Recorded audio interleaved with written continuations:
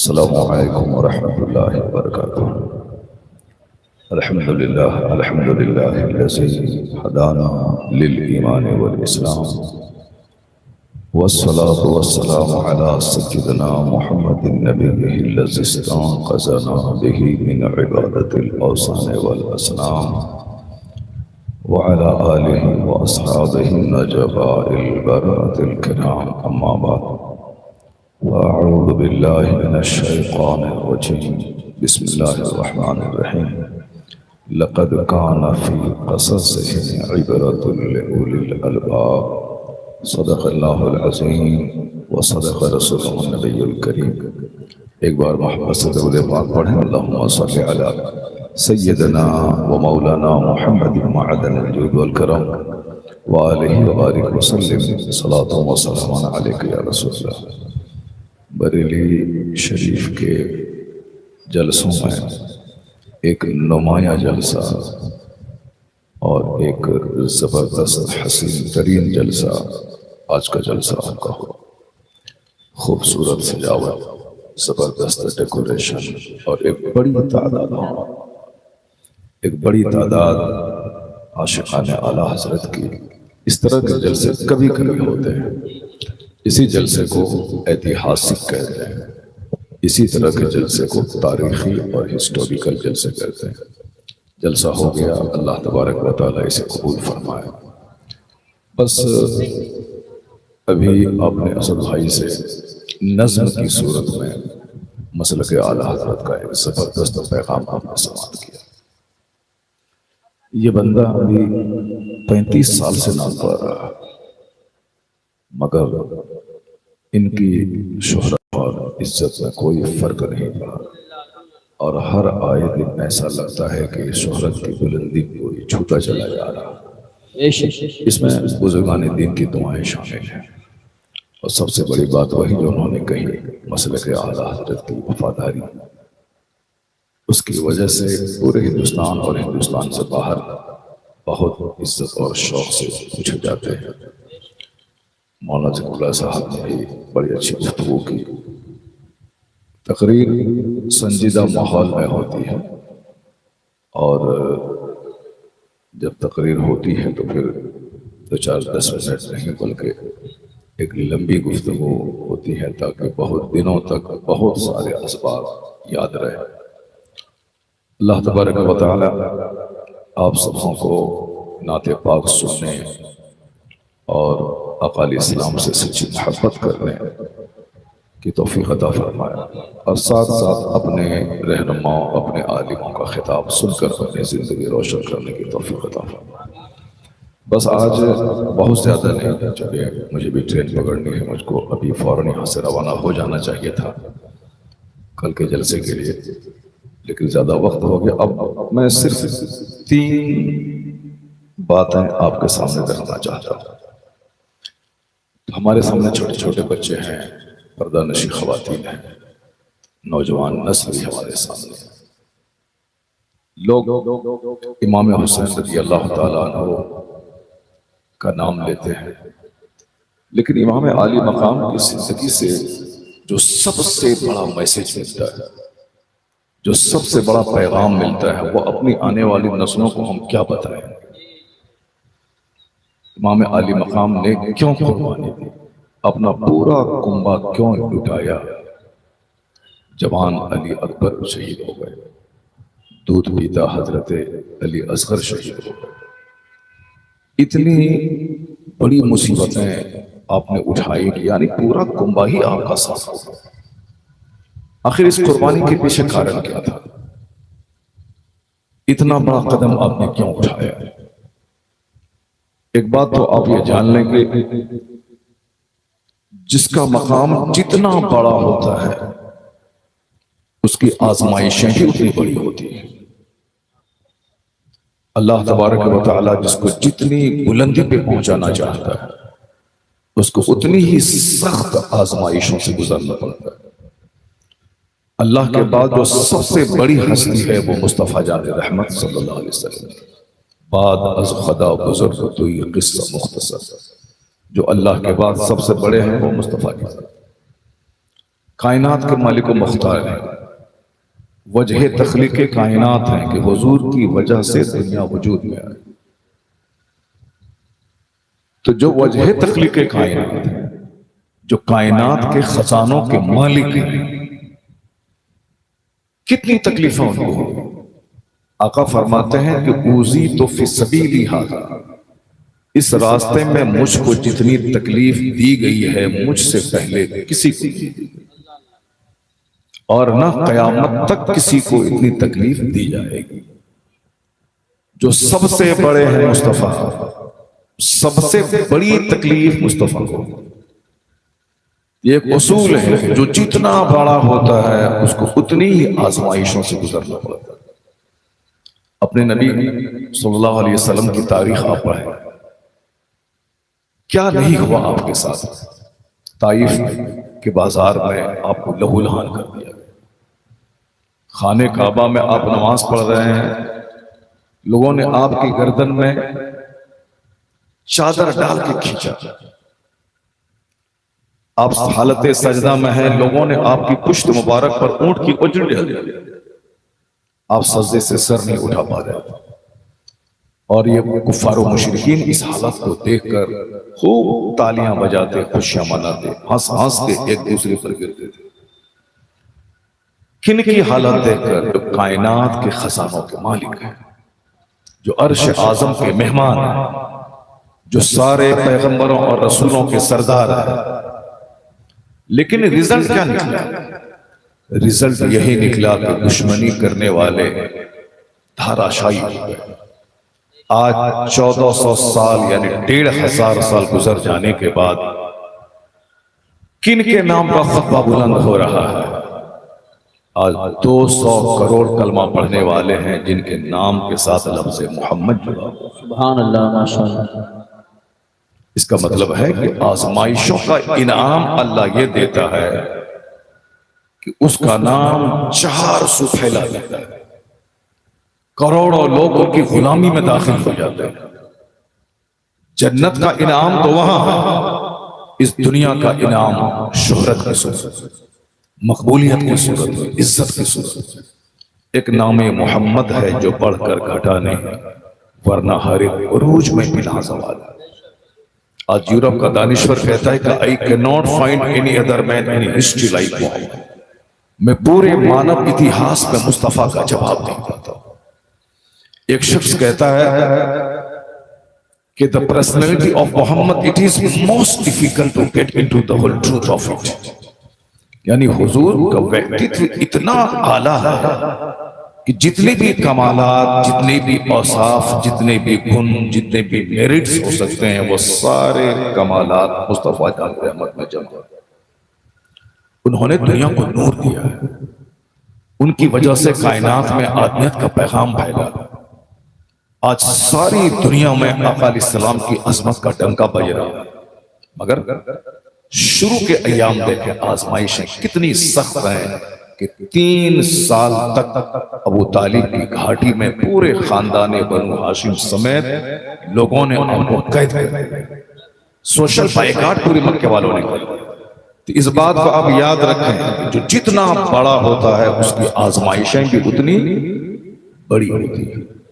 اب آقا علیہ السلام کے نواسے امام عالی مقام، امام عالی مقام کو اللہ تبارک و تعالی شہادت عظمیٰ سے مشرف کرنا چاہتا ہے کہ حسین ساری دنیا کے لیے ایک ماڈل بن جائے، ساری دنیا کے لیے نمونہ بن جائے، ساری دنیا کو ان کی زندگی سے حوصلہ اور موٹیویشن ملے۔ مصیبتوں میں گھرنے کے بعد ایک بندہ حوصلہ نہیں کھوئے، یہ اسپرٹ امام عالی مقام کی زندگی سے ملتی ہے۔ اپنے گھر میں ٹینشن، سماج میں ٹینشن، ملک میں ٹینشن، ان سارے ٹینشنوں سے لڑنے کا ایک ہتھیار ہے صبر، ایک ہتھیار ہے پیشنس، ایک ہتھیار ہے دھیریہ، اور یہ پیغام امام حسین کی زندگی سے ملتا ہے۔ قرآن کریم نے کہا کہ صبر اور نماز سے مدد چاہو۔ ذرا غور سے سنیے گا، جذبات میں سننے سے آدمی وقتی طور پر مزہ مل جاتا ہے، لیکن وہ معلومات کی گہرائی میں نہیں پہنچتا ہے۔ معلومات اور اس کی سچائی کو جاننے کے لیے سنجیدگی سے سننا ہوگا۔ امام عالی مقام کے بارے میں طرح طرح کی باتیں لوگ کہتے ہیں کہ نانا نے ان کو نہیں بچایا، وہ خود جب اتنے بڑے بزرگ تھے تو پھر انہوں نے اپنے بال بچوں کو نہیں بچا پایا، یعنی طرح طرح کے سوالات دماغ میں آتے ہیں۔ لیکن اتنا جان لیں کہ ہمارے نبی سے بڑھ کر کوئی نہیں، ہمارے نبی کو جتنی تکلیفیں ہوئی اتنی تکلیف کسی کو نہیں ہوئی۔ جو جتنا بڑا ہوتا ہے اس کی آزمائشیں اتنی بڑی ہوتی ہیں، کیونکہ حسین کو نبی نے کہا الحسن والحسین سیدا شباب اہل الجنہ، حسن حسین جنتی نوجوانوں کے سردار ہیں۔ سردار جو ہوتا ہے ان کا سینہ سب سے بڑا ہوتا ہے، سردار جو ہوتا ہے اس کا صبر سب سے بڑا ہوتا ہے، سردار جو ہوتا ہے اس کی خوبیاں اس کے کمالات سب سے بڑے ہوتے ہیں۔ اگر امام حسین میدان کربلا میں جا کر صبر کا مظاہرہ نہیں کرتے، اپنی گردن نہیں کٹاتے، اپنا بال بچہ سارا کنبہ نہیں لٹاتے، آپ کی لاشوں کو گھوڑے کی ٹاپوں سے نہیں روندا جاتا، آپ کے خاندان کی عورتیں صبر نہیں کرتی، تو آج 1500 سال کے بعد ہمیں مصیبتوں میں جینے کا حوصلہ کیسے ملتا ہے؟ آج ہم باطل کے سامنے ڈٹ کر مقابلہ کیسے کرتے ہیں؟ یہاں تک کہ ایک غیر مسلم کہتے ہیں کہ آج اگر کسی حکومت وقت کے خلاف کوئی بولتا ہے، ظالم کے خلاف بولتا ہے، اس کے ظلم کے خلاف بولتا ہے، تو یہ اس کا منہ ہے مگر حوصلہ حسین عطا کرتا ہوتا ہے۔ امام حسین نے منہ پہ زبان دے دی، امام حسین نے ظلم کے خلاف بولنے کا حوصلہ دیا۔ امام حسین مصیبتوں میں گھبرا کر سوسائیڈ کرنے کا نہیں، زہر کھانے کا نہیں، بلکہ مصیبتوں کی آنکھوں میں آنکھیں ڈال کر جینے کی امنگ ادا کی۔ امام عالی مقام کو اپنے بیگانے سارے لوگ ماڈل مانتے ہیں، لیکن یہ بات سن لیجیے کہ نبی نے حسین کو کہا جنتی نوجوان کے سردار کا نام ہے۔ اب سردار وہ ہوتا ہے جس کی ہمت سب سے بڑی، جہاں سارے فالوورز ہمت ہار جائیں وہاں سردار آگے ہوتا ہے، جہاں سب لوگ صبر نہیں کر سکے وہاں سردار صبر کرتا ہے۔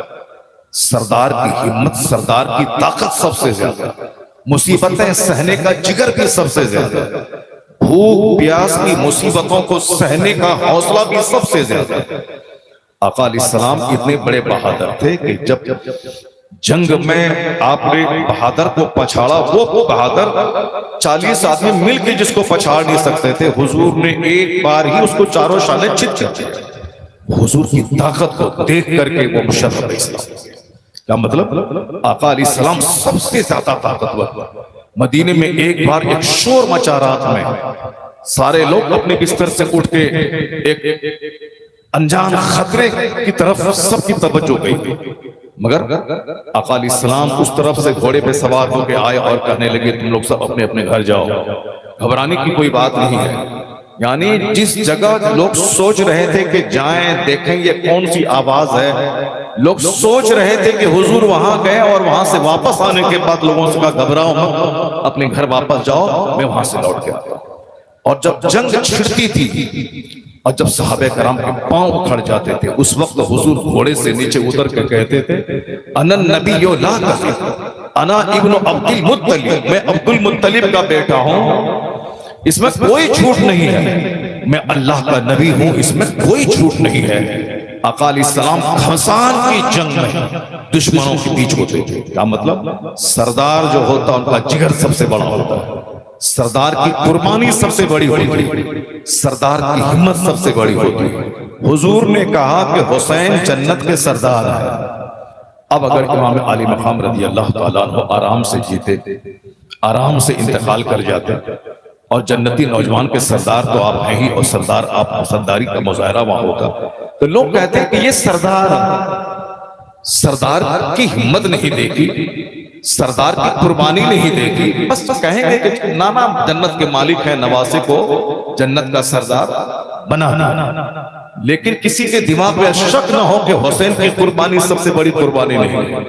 اب میدان کربلا میں جو کچھ ہوا، بچوں کی شہادت، نوجوان کی شہادت، بھتیجے کی شہادت، بھانجے کی شہادت، اور خود آپ نے سبوں کی شہادتوں کو آنکھوں سے دیکھا، اخیر میں ہزاروں زخم تیروں کے 72 زخم نیزوں کے کھا کر امام عالی مقام تو شہید ہو گئے، تو اب قیامت کے دن جب محشر میں اولین سے آخرین تک سارے لوگ رہیں گے، وہاں امام عالی مقام اپنے بال بچوں، اپنے رفقا سمیت خون میں لت پت جب جنت کی طرف جائیں گے، تمام اہل محشر یہی کہیں گے حسین تمہیں جنت کی سرداری مبارک ہو۔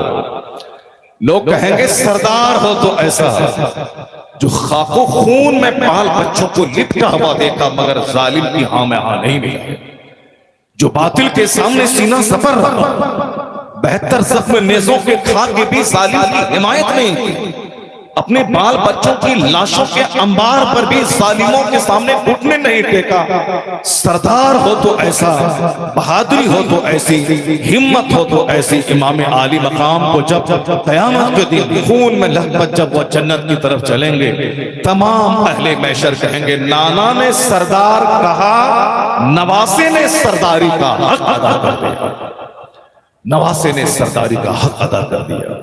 نانا نے کہا حسن حسین جنتی نوجوانوں کے سردار ہیں، نواسے نے قربانی دے کر صبر کر کے سب کچھ کر کے دنیا والوں کو بتا دیا کہ جو سردار ہوتا ہے اس کی ہمت، اس کا حوصلہ سب سے زیادہ جوان ہوتا ہے۔ ایک حکمت تو یہ تھی کہ نانا جان کی اس قول کو امام عالی مقام نے سچ کر کے ثابت کر کے بتا دیا کہ واقعی حسین جنتی نوجوانوں کے سردار ہیں۔ اب دوسری بات ذرا غور سے سنیں، اکثر لوگ ہوتے ہیں کہ بال بچوں کا چہرہ دیکھ کر وہ گھٹنے ٹیک دیتے ہیں، اکثر لوگ اپنی بیوی اور اپنے بال بچوں کا منہ دیکھ کر وہ خاموش رہتے ہیں، حق نہیں بولتے، اکثر لوگ دنیا کی محبت میں پڑھ کر وہ گھٹنے ٹیک دیتے ہیں، نہیں بول پاتے۔ اور امام عالی مقام رضی اللہ تعالیٰ عنہ کی زندگی میں وہ وقت آیا ہے، وہ حسین جو اپنی زندگی کے 55 سال گزار دیا، 55 سال کی شان سے گزارے ہیں کہ 25 حج امام حسین نے پیدل کیا، اس شان سے زندگی کے دن گزارے ہیں کہ روزانہ 5 وقت کی نماز کے علاوہ 1000 رکعت نماز نفل روزانہ آپ پڑھا کرتے تھے۔ اتنے بڑے نمازی حاجی، اتنے بڑے کہ 55 سال کی زندگی میں 25 حج پیدل آپ نے مکہ سے چل کے میدان عرفات میں کیا۔ اعلیٰ قسم کے گھوڑے ہوتے تھے مگر امام حسین اس گھوڑے پر نہ چڑھ کے پیدل حج کو جاتے تھے۔ کٹیلی راہ، سنگلاخ راہ، پتھریلی راہ، ناز و نعم میں پلے ہوئے حسین جنت کی کیاری میں جس کی زندگی کے دن گزرے ہیں، کبھی مصطفیٰ کے کاندھے پر، کبھی حضور کی گود میں، کبھی آپ کی پشت مبارک پر، کبھی ابا شیر خدا مولا علی کی گود میں، کبھی سیدہ فاطمہ الزہرا کی گود میں، یعنی اس جنت کی کیاری میں جو پلے ہیں اور جو پڑھے ہیں۔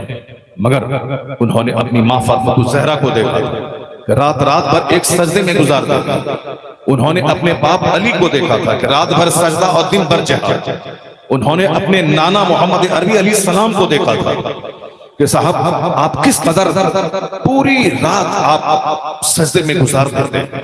تو نواسے نے نانا کو دیکھا، باپ کو دیکھا اور اپنی ماں کو دیکھا، اس کا اثر یہ ہوا کہ امام حسین سب سے بڑے حاجی، سب سے بڑے نمازی، سب سے بڑے قاضی بن گئے۔ اب جو بچہ اپنی ماں کو دیکھے کہ میری ماں عشاء چھوڑ کے سو گئی، میری ماں فجر کے وقت میں سو گئی، میری ماں 24 گھنٹے ریل دیکھ رہی ہے، میری ماں صاحب 2-4-10 مردوں سے دل لگا رہی ہے، اس کا بیٹا اپنے ماں کے اس کیریکٹر کو دیکھ کر مہا پاپی ہو جائے، اس پاپی ہو جائے، کیونکہ اولاد سب سے زیادہ والدین کا اثر قبول کرتی ہے، اولاد سب سے زیادہ والدین کا اثر قبول کرتی ہے۔ اگر بیٹا دیکھے گا باپ کو 24 گھنٹے صاف گٹکا کھاتا ہے، 24 گھنٹے ریل دیکھتا ہے، 24 گھنٹے جھوٹ اور شراب میں لت پت ہوتا، بچہ مہا شرابی ہو جائے۔ اس لیے آنے والی نسلوں کو پاکیزہ بنانے کے لیے خود توبہ کرنا ہوگا، خود شراب کی بوند بوند سے نفرت کرنی ہوگی، ورنہ سماج شرابوں سے بھر جائے، ورنہ سماج ایک پاپی خواتین سے بھر جائے۔ ماں باپ بغیر تقریر کے بچوں کے لیے سب سے بڑے ماڈل ہوتے ہیں۔ جب باپ علی تھے، ماں فاطمہ الزہرا، تب بیٹا حسن تھا، تب بیٹا امام حسین تھے۔ آج ہمارے بیٹے ہماری چھاتی پہ چڑھ کے مارتے ہیں، ہمارے بیٹے ہمیں آنکھ دکھاتے ہیں، ہمارے بیٹے ہماری عزت و آبرو کو مٹی میں ملاتے ہیں، آج ہماری بیٹیاں ہمارا سماج چھوڑ کر غیروں کے ساتھ بھاگ رہی ہیں. آج ہمارے بیٹے نوکری اور دنیا کے مفاد کے چکر میں خاندانی روایت کو ساتھوں خاندان کی عزت کو زمین میں دفن کر کے ناک کٹا کے بھاگ جا رہے ہیں. اس میں 100% قصور اس ماں باپ کا ہے جس نے کمانے کی بات تو کی مگر دینداری کی بات نہیں. جس نے انجینئر ڈاکٹر بنانے کی تو بات کی مگر حسین کا غلام بنانے کی بات نہیں. زبانی غلامی سے کچھ نہیں ہوگا. ہم حسین کے غلام ہیں. زبان خاموش رہے, کیریکٹر بولے حسین کے غلام. زبان سے نہ بولے ہم صرف مسلک اعلیٰ حضرت کے وفادار ہیں. مسلک اعلیٰ حضرت میں ایک وقت کی نماز چھوڑنا حرام اور گناہ کبیرہ. مسلک اعلیٰ حضرت میں نماز چھوڑنے کے لیے کوئی گنجائش نہیں. اعلیٰ حضرت فاضل بریلوی بیماری کے ایام میں بھی جبکہ لوگ دو آدمی مل کے کرسی پکڑ کے آپ کو لے جاتے ہیں مگر آپ مسجد جاتے, مسجد میں باجماعت نماز ادا فرماتے تھے. مسلک اعلیٰ حضرت میں ایک وقت کی نماز جو جان بوجھ کر چھوڑ دے اس کا شمار بے نمازی میں ہوتا ہے. زبان سے کہہ دینے سے نہیں ہوگا, پریکٹیکل یعنی آپ کا عمل بتائے گا کہ یہ شخص مسلک اعلیٰ حضرت کا وفادار ہے. یہ شخص حسین اعظم کا سچا غلام ہے, سچا غلام. چرسی بولے میں حسین کا غلام, بھانگ کھانے والا بولے میں حسین کا غلام, شراب پینے والا بولتا میں حسین کا غلام, دن بھر منہ میں گٹکا رکھنے والا, ایک وقت کی نماز نہیں پڑھنے والا وہ بولتا میں حسین کا غلام. ایسا نہیں ہوتا ہے. اگر کوئی لوہے کو بولے کہ یہ ہیرا ہے بولتا رہے کوئی پاگل. کوئی صاحب بانس کو بولے کہ یہ چاندی ہے بولتا رہے, وہ اس کے بولنے سے بانس چاندی نہیں ہوتا. پتھر کو بولے کہ یہ گولڈ ہے, کسی کے دیوانے کے بولنے سے پتھر تھوڑی گولڈ ہو جائے. گولڈ ہیرا ہیرا, اس کے لیے زیادہ تفریح کی ضرورت نہیں ہے. جو گولڈ ہے گولڈ, جو ہیرا ہے ہیرا. اب کوئی پتھر کو بولے کہ ہیرا ہے اس کے بولنے سے نہیں ہوگا. مسلک اعلیٰ حضرت کا مطلب ہے سچا عاشق مصطفیٰ. سچا عاشق مصطفیٰ کا مطلب ہے جو روز مرہ کی زندگی میں ہر معاملات میں حضور کی سنتوں کا خیال رکھتا ہو, حضور کی تعلیمات کا خیال رکھتا ہو. صرف جذبات میں اگر کوئی بولے کہ میں سب سے بڑا سپاہی ہوں, اب دشمن سے مقابلہ ہو تو دشمن ایک ہی وار مجھ سے دھسا دے, پھر اس کی بولی کہاں جائے. وہاں بول کے نہیں بلکہ دکھانا پڑے گا کہ دشمن سے مقابلہ کرنے کے لیے میرے پاس طاقت ہے, چھمتا ہے. جب مقابلہ ہوگا تب پتہ چلے گا کہ کتنی طاقت آپ کے پاس ہے. تو وہاں طاقت چاہیے نہ کہ صرف منہ سے بولے. تو مسلک اعلیٰ حضرت کا مطلب ہے کہ سچا وفادار, نمازی نمبر 1, گناہوں سے بچنے والا نمبر 1. آپ اگر چاہتے ہیں کہ ہمارے بال بچے سماج میں اچھا کریں تو اس کے لیے سب سے پہلے خود کو اچھا بنانا پڑے گا. چونکہ قدرت کا قانون ہے کہ وہ دھان کے پیڑ سے گیہوں نہیں نکلتا ہے, آم کے پیڑ سے سیب نہیں نکلتا ہے, آم کے پیڑ سے آم ہی نکلتا ہے. ہم گیہوں بو کر وہاں سے باسمتی دھان نہیں پیدا کر سکتے. اسی طرح ماں کھیت ہے, باپ اس میں بیج ڈالنے والا ہے. اگر بیج ناکارا ہو تو فصل چوپٹ, اور اگر کھیت اگر جلا ہوا ہو, بنجر ہو تو فصل جلی ہوئی پیدا ہوتی ہے. اس لیے ماں کا زبردست دیندار ہونا ضروری ہے اور باپ کا بھی زبردست دیندار ہونا ضروری ہے, تاکہ بیٹا ماں باپ کا چہرہ دیکھ کر کے نیک بن جائے اور ماں باپ کا بلڈ بچوں میں اثر کرے. حسین 25 حج کر چکے ہیں, 55 سال کی عمر میں 25 حج, گھوڑا چھوڑ کر کٹیلی راہوں میں پیدل چل کے حج, 400 کلومیٹر دور مدینہ سے عرفات ہے.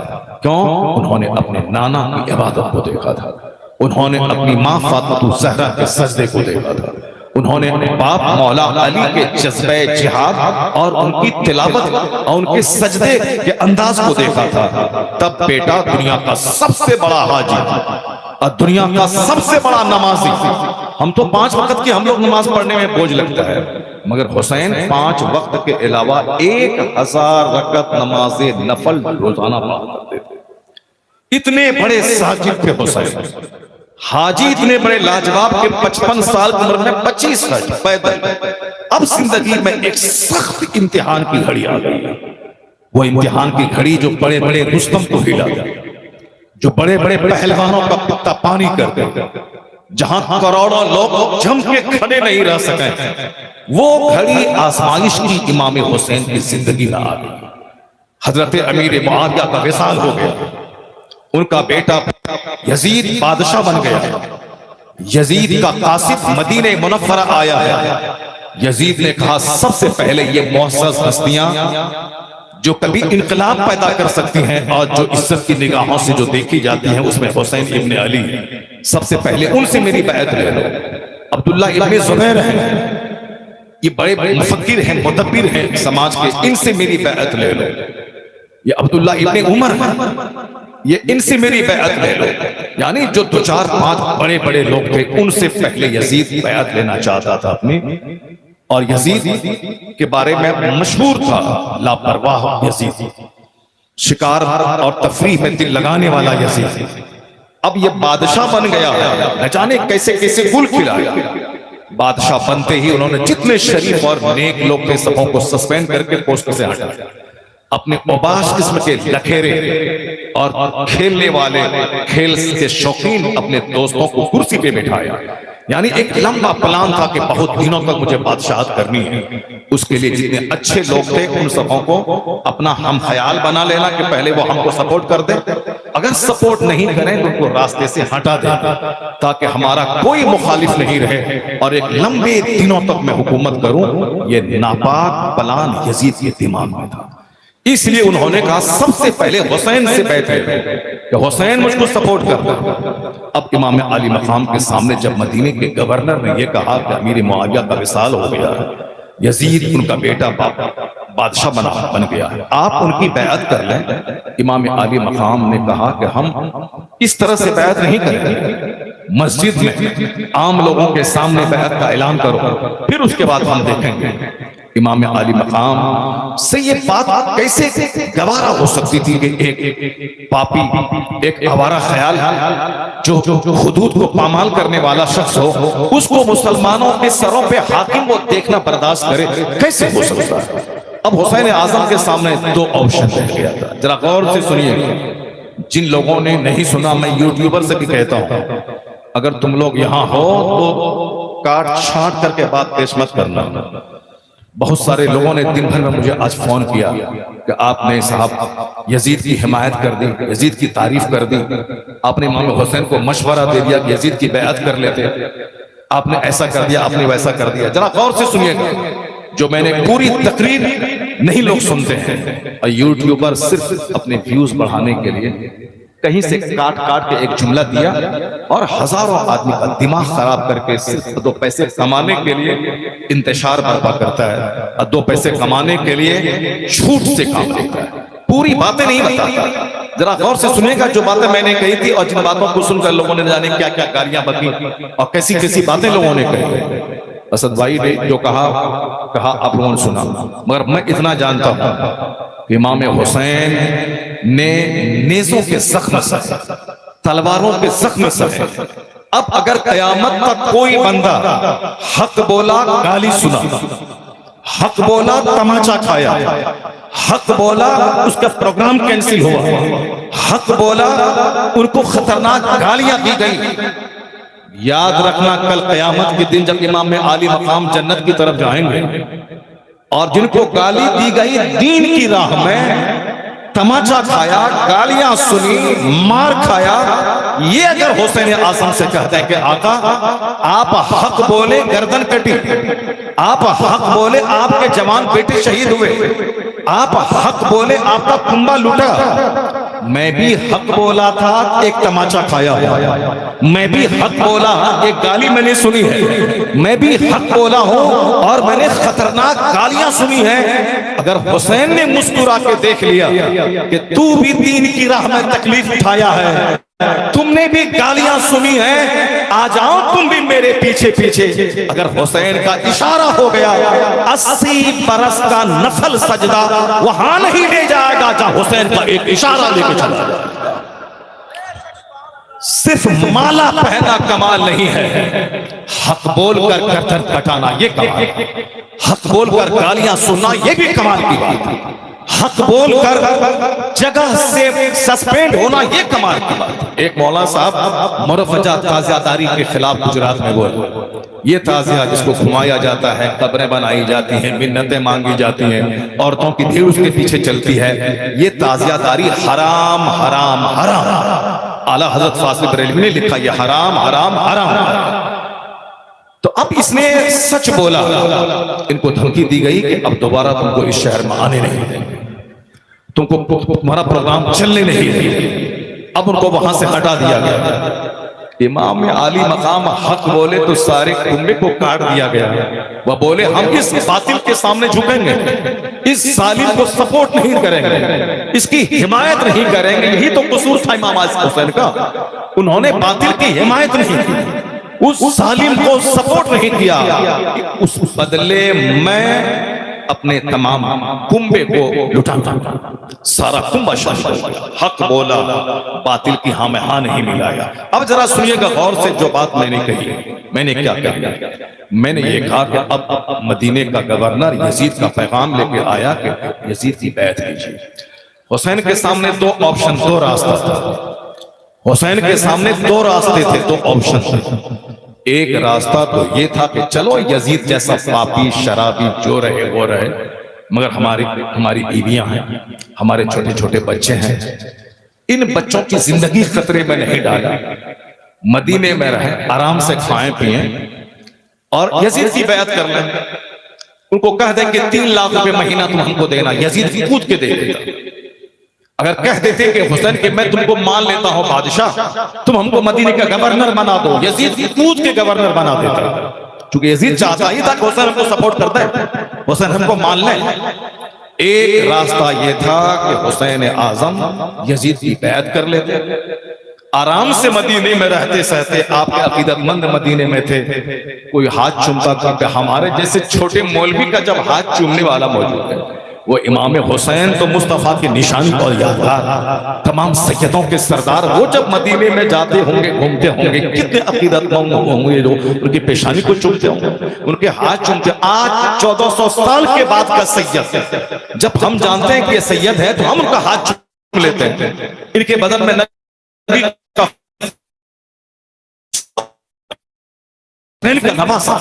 یہ اپنے بال بچوں سمیت آرام سے مدینے میں رہتے اور دنیا سے چلے گئے۔ بس وہیں ایک چھوٹی سی مجھ سے غلطی یہ ہوئی ہے کہ ایک عام جملہ میں نے بولا ہے، حسین کھاتے پیتے مر جاتے، دفن ہو جاتے اور پھر جنت کے سردار تو آپ تھے ہی، جنت چلے جاتے، نہ مصیبت جھیلنی پڑتی، نہ قتل ہونا پڑتا، نہ بھوک کی مصیبت، نہ پیاس کی مصیبت، نہ بال بچوں کی لاشیں، آرام سے رہتے۔ ایک جملہ تھا کھاتے پیتے مر جاتے، یہ جملہ نہیں بولنا تھا، چونکہ ایک عام جملہ ہو جاتا ہے، بڑی ہستیوں کے لیے نہیں بولنا تھا، تو میں نے اس کو وڈرال کر لیا، میں نے رجوع کر لیا کہ نہیں بولنا چاہیے تھا۔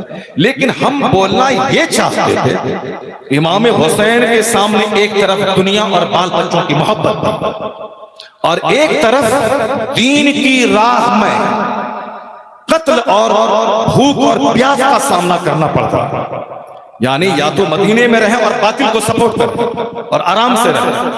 لیکن اس راستے پہ چلتے تو نانا کو کیا جواب دیتے، اپنی ماں فاطمہ الزہرا کو کیا جواب دیتے، مولا علی کو کیا جواب دیتے؟ تم اپنی جان بچائے اور نانا کی امت کو تم نے خطرے میں چھوڑ ڈال دیا، تم نے اپنی جان بچایا اور نانا کی امت کو ایک ظالم کے حوالے کر دیا۔ نانا نے تیرے لیے سجدہ دراز کیا، نانا نے تیرے لیے تجھ کو اپنے کاندھے پہ سوار کیا، نانا نے جمعہ کا خطبہ دیتے ہوئے خطبہ چھوڑ کر آ کے تجھ کو اٹھا کے گود میں لے کے خطبہ دیا۔ ان سارے پیار کا بدلہ تم نے کیا دیا؟ تم نے جان بچایا، بال بچوں کی جان دے گی۔ یہ امت محمدیہ کو نہیں دیکھا کہ اس باطل کے ہاتھوں کیا حال ہوگا۔ حسین اعظم نے اس دنیاوی راحت کے راستے کو تیار کیا، آرام والے آپشن کو انہوں نے چھوڑ دیا، اب وہ راستہ اختیار کیا، یزید کی بیعت نہیں کریں، چاہے اس کے لیے میرے بال بچے شہید ہو جائیں، اس کے لیے مجھ کو مدینہ چھوڑنا پڑے، اس کے لیے چاہے جتنی تکلیف اٹھانی پڑے میں تکلیف اٹھاؤں گا، مگر ایک باطل کی ہاں میں ہاں نہیں ملاؤں گا۔ تو یہ راستہ بھوک کا، یہ راستہ پیاس کا، یہ راستہ بال بچوں کی ظاہری تباہی کا، قتل کا، خون کا، یہ راستہ حسین نے اختیار کیا۔ یہ اس لیے اس میں مصطفیٰ کی امت کی زندگی تھی، اس میں آنے والے جو دین پر خطرات تھے، اس خطرات سے امت محمدیہ کو نجات دلا رہا تھا۔ حسین کٹ گئے مگر مصطفیٰ کے دین کو کٹنے سے بچا لیا۔ تو حسین اعظم نے دنیا والوں کو پیغام دیا کہ جب دنیا اور آخرت دونوں آپس میں ٹکرائے تو دنیا کو تھوک دینا، آخرت کو گلے لگا لینا۔ اور جب جان خطرے میں پڑ جائے کہ جان بچائیں یا ایمان بچائیں، ایسے موقع پر جان کو خطرے میں ڈال دینا مگر ایمان بچا جائے۔ جب ایسا وقت آ جائے کہ داڑھی لوں یا نوکری، تو سچا حسینی وہ ہوگا جو نوکری چھوڑے گا مگر داڑھی بچا جائے گا۔ اگر کوئی کہے کہ یا تم اسلام چھوڑو اور نوکری لو یا مسلمان رہو گے تو پھر نوکری نہیں ملے گی، یہ نوکری کو تھوک دے، پاؤں مار دے، کہے ہم حسینی ہیں، ہمیں نوکری نہیں، ہمیں ایمان پیارا۔ یہی حسین اعظم نے اسی راستے کو اختیار کیا کہ آپ نے مدینے کے سکھ چین آرام سب کو تیاگ دیا۔ جانتے تھے کہ میں یزید کو نہیں مانوں گا، وہ میرے خون کا پیاسا ہو جائے گا، وہ میرے بال بچوں کو شہید کر دے گا۔ جانتے تھے مگر آپ نے نانا جان کی امت بچانے کے لیے، شریعت بچانے کے لیے حسین اعظم نے اس راستے کو اختیار کیا۔ بس پھر اس راستے پہ چل کے کیا ہوا وہ ساری دنیا کو معلوم ہے کہ اس راستے پہ چلے، یزید کی بیعت آپ نے نہیں کی تو کن کن مصیبتوں سے آپ کو گزرنا پڑا۔ میدان کربلا میں چٹیل میدان بھی ہے، دھوپ بھی ہے، پیاس بھی ہے، پانی پہ پہرا ہے، دریائے فرات پہ 503 انداز ہیں، پانی پہ پہرا۔ جس کے گھر سے ساری دنیا کو نور ملا، حوض کوثر کا جام جس نانا جان کے ہاتھ سے غلاموں کو پلایا جائے گا، اسی نانا جان کی شفاعت کے امیدوار لوگ حسین اعظم پہ دنیا تنگ کرتی۔ 150 خطوط لکھ کے بلائے۔ جب آپ وہاں گئے تو وہ لوگ فاتح سے مکر گئے۔ امام عالی مقام سے کہا یا تو بیعت کریں یا پھر کٹنے مرنے کو تیار ہو جائے۔ اب ایک کڑی آزمائش میدان کربلا میں پھر میدان کربلا، ایک تو مدینے میں، اب مدینہ چھوڑا۔ اب جب میدان کربلا میں جب آپ گئے تو اب وہاں یہی ہے، یا تو آپ یزید کی بیعت کیجئے یا کٹنے مرنے کو تیار ہو جائے۔ آپ نے ایک ایک کا نام لے کے کہا کہ تم نے خط لکھ کے بلایا تھا، تمہارا کیا ہوا؟ بولا میں خط نہیں لکھتا ہوں۔ یہ کوفی لا یوفی، نام لے کے کہا کہ تمہارا دستخط اس خط پہ ہے، تم نے بلایا تھا، 150 خطوط تم نے بھیجے تھے، میرا کوئی امام نہیں ہے، آپ میرے امام ہیں، آپ آ جائیں۔ میں آ گیا تو اب تم مکر کیوں گئے؟ کہا ہم لوگوں نے خط نہیں لکھا تھا، یعنی جھوٹ بولا کوفہ کے لوگوں نے۔ اب حسین اعظم نے کہا کہ ٹھیک ہے، اگر تم نے نہیں بولایا ہے مجھے واپس جانے دو مدینہ۔ کہا نہیں جانے دیں گے، اب مدینہ بھی جانے نہیں دیں گے اور سرحدی علاقے میں بھی جانے نہیں دیں گے کہ دین کی تبلیغ کرے اور آپ زندگی کے دن گزار لیں۔ کہا نہیں، بس ایک ہی آپشن ہے، یا تو آپ حسین یزید کی بیعت کر لیں یا کٹنے مرنے کو تیار ہو جائیں۔ حسین اعظم نے کہا نہیں ہوگا ایسا۔ وہاں کوئی دوسرا سورما ہوتا اس کا سینہ ہل جاتا۔ آپ کی 2 بیویاں میدان کربلا میں موجود ہیں، دودھ پیتے بچے موجود ہیں، اہل بیت اطہار، چونکہ حسین مدینہ سے چل کے لوگوں کو آواز نہیں دیا تھا کہ چلو میرے ساتھ وہاں جنگ لڑنے جا رہے ہیں، نہیں، آقا حسین نے انہوں نے خطرات کو بھانپتے ہوئے انہوں نے اپنے خاندان کے لوگوں کو ساتھ لیا اور چلے، ورنہ آواز دیتے مدینے میں کہ چلو لکھ لو یزید کے خلاف تو پھر تو کئی ہزار لوگ آ جاتے۔ مگر امام عالی مقام نے مدینہ چھوڑا اپنے بال بچوں سمیت، اب میدان کربلا میں پہنچے ہیں۔ تو اب ذرا دیکھیں وہاں وہ گھیر کے نہ مدینہ واپس جانے دے رہا نہ سرحدی علاقے کی طرف جانے دے رہا، 22,000 کی فوج جمع۔ امام عالی مقام سے کیا کہا جاتا ہے؟ یا تو بیعت کیجئے یا قتل ہونے کو تیار ہو جائیے۔ امام عالی مقام نے کہا کہ ایسا نہیں ہوگا کہ تم اب فوج کے ذریعہ مجھ کو گھیر کے اور یہ کہو کہ تم یزید کی مان لیجئے، باطل کی حمایت کیجئے، یہ نہیں۔ حسین اعظم نے کہا یہ نہیں ہوگا۔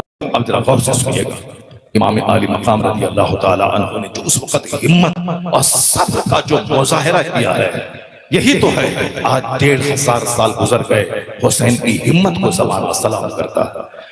کوئی دوسرا ہوتا تو ٹھیک ہے کہ مان لیتا کہ چلو ٹھیک ہے، ہمارے چھوٹے چھوٹے بال بچے ہیں، ان کا چہرہ، اپنی بیویوں کا چہرہ، ان کی شہادت کے بعد میری عورتوں کا کیا ہوگا۔ لیکن حسین اعظم نے کہا نہیں ہوگا ایسے۔ وہاں جنگ کیا تھی؟ یزیدی حسین کا ہاتھ لینا چاہتا اور حسین اپنا ہاتھ نہیں دینا چاہتے تھے۔ یہی جنگ، حسین اپنا ہاتھ اس ظالم کو نہیں دینا چاہتے تھے، یزیدی ساری طاقت کا استعمال کر کے امام عالی مقام کا ہاتھ لینا چاہتا تھا۔ اب دیکھ کون جیتتا ہے کون ہارتا ہے۔ پانی پہ پہرا بٹھایا تھا کہ حسین صبح سے جنگ شروع ہوئی 10 تاریخ کو، آپ کو فقط شہید ہونے لگے، چاہتا ظالم کو